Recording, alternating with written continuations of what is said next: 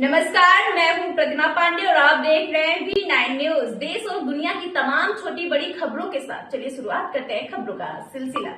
PHI दैनिक वेतन भोगी कर्मचारियों ने अपनी मांगों को लेकर विरोध प्रदर्शन किया। उन्होंने सरकार से मांग की कि उनकी मांगों को जल्द से जल्द समाधान किया जाए। जानते हैं कि हजारों साल नरगिस रोती है अपनी बेनूरी पे, बड़ी मुश्किल से होता है चमन में दीदावर पैदा। आपको ये पता है कि हमें 20-20, 30-30 साल हो चुके हैं। आज तक आज नहीं तो कल होगा, कल नहीं तो परसों होगा, लेकिन हमारी इस यूटी हुकूमत ने हमारे साथ जो नाइंसाफियाँ की हैं, हम अब उसको ज़्यादा बर्दाश्त करने वाले नहीं, क्योंकि हमने बहुत बर्दाश्त कर दिया है। आज तक उन्होंने जो कहा हमने सुना, लेकिन अब हमें सबको इकट्ठा होके एक ही काम करना होगा कि जब तक हम काम छोड़ हड़ताल नहीं करेंगे तब तक हमारा कुछ बनने वाला नहीं। बना तो वैसे भी हमारा कुछ नहीं है। इस हुकूमत की आप ये पॉलिसी देख लो, जो लोग 50,000 या 60,000 या लाख रुपया तनख्वाह ले रहे हैं, हर साल उनकी तनख्वाह में बढ़ोतरी होती है।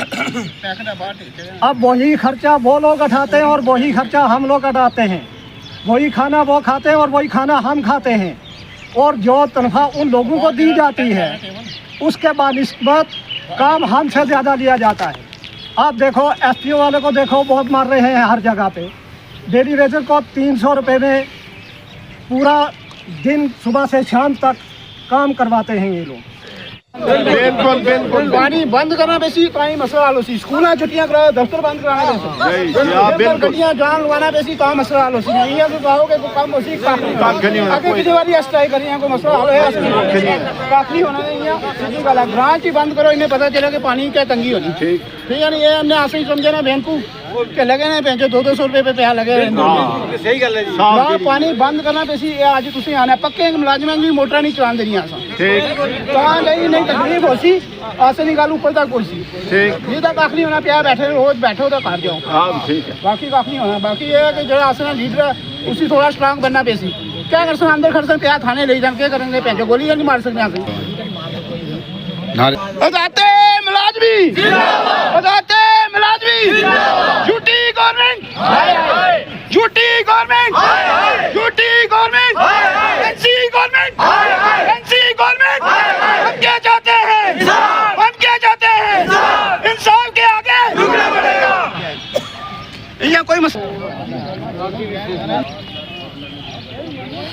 बार बार आपके साथ जो है ये जो गवर्नमेंट कर रही है, तो क्या कारण है कि आज आपने पूरे डिस्ट्रिक्ट में जो है एहतजाज रखा है और गवर्नमेंट की पॉलिसी जो है हुई है कि जो लोग PHI उनके खिलाफ कुछ भी नहीं किया गया, आप क्या कहेंगे?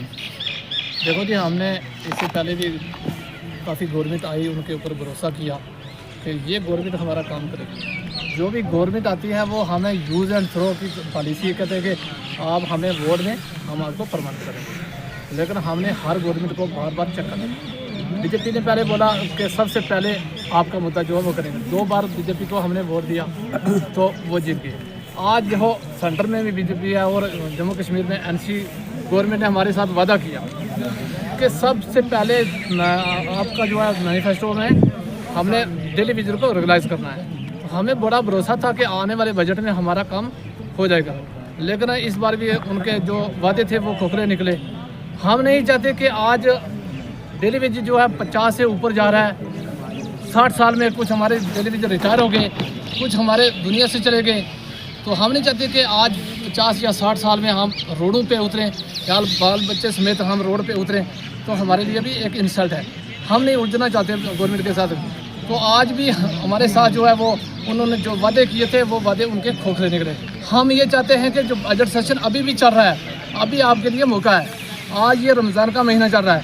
रमज़ान के महीने में अगर लोगों को पानी की कोई किल्लत आती है, पानी बंद होता है, तो इसकी जवाबदारी ये गवर्नमेंट जो मौजूदा गवर्नमेंट है इसकी होगी, क्योंकि हमारे साथ जो वादे किए वो खोखले किए। हमारे बाल बच्चे आज खाना रोटी एक टाइम की रोटी के लिए वो मजबूर हैं।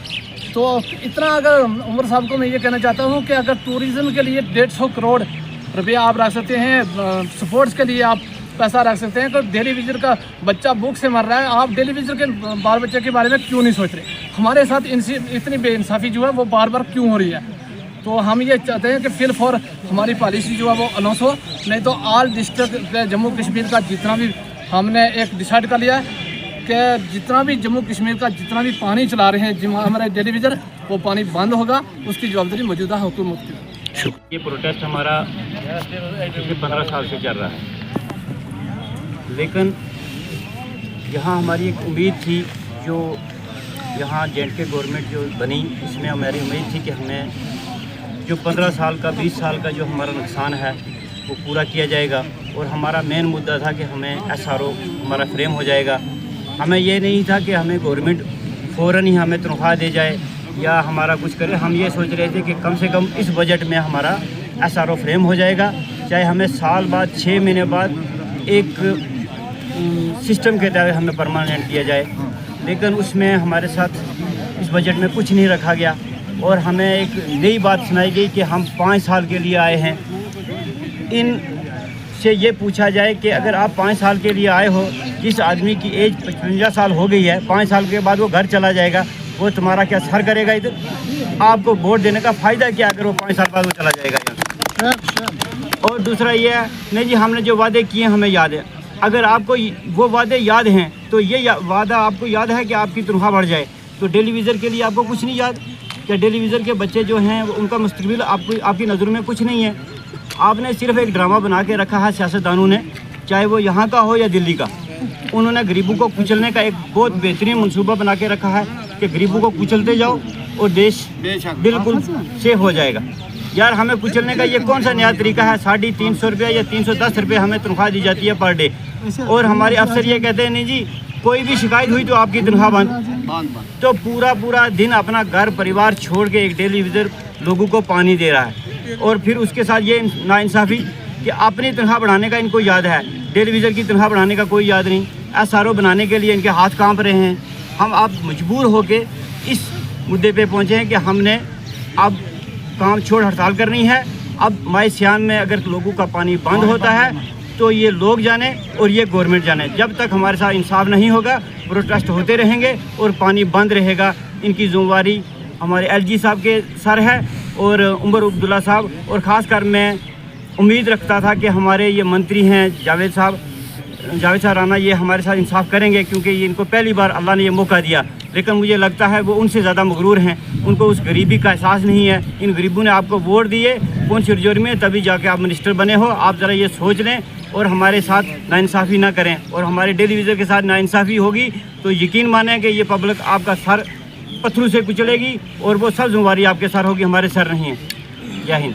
मैं आप मीडिया वालों का बहुत बहुत शुक्रिया अदा करता हूँ।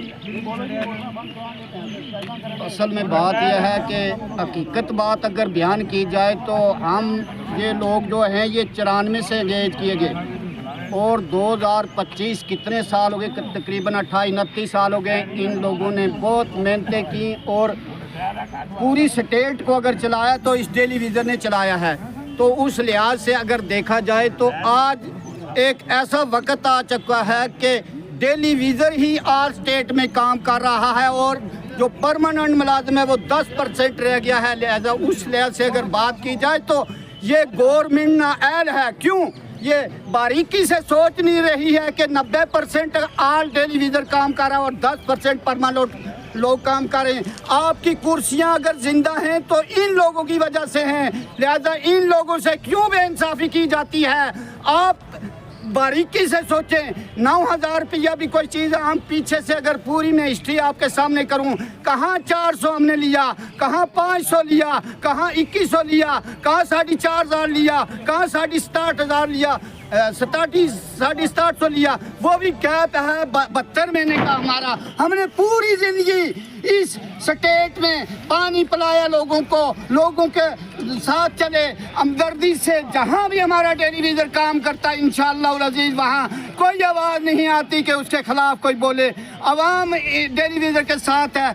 इसलिए हम ये वक्त गवर्नमेंट जो NC बनी है, LG साहब से भी ये रिक्वेस्ट करते हैं और उमर अब्दुल्ला से भी ये कहना चाहते हैं कि आप फौरी तौर LG के साथ बात करके हमारा टेलीविजन महकमा PHC के मसला का हल करो, क्योंकि ये लोग कुछ अवरेज होने वाले हैं, कुछ बेचारे चले गए हैं इस दुनिया से, तो इस लिहाज से हमारे साथ इंसाफ किया जाए। इसीलिए आपको वोट दिए, इनसी को हमने कामयाब किया। ऑल टेलीविजन ने उस वक्त इनकी बात हुई थी हमारे साथ, पहले बीजेपी की बात हुई, उसने भी कुछ नहीं किया।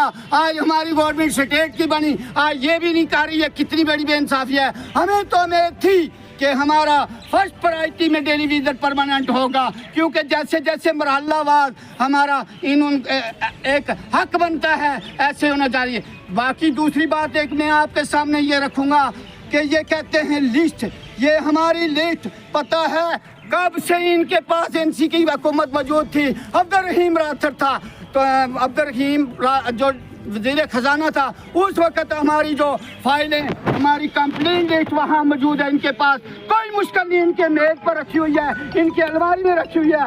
वहीं से ये उठाकर स्टेप बाय स्टेप देख सकते हैं कि किसका कितना आके कितना किसका क्या, और उसके लिहाज से रेगुलर पॉलिसी इनको बनानी चाहिए और लागू करनी चाहिए। और फौरी तौर आज भी ये मान लो स्टेट चल रही है, इसमें हमारा मसला हल हो सकता है, हमारा मसला बिल्कुल हल हो सकता है। उस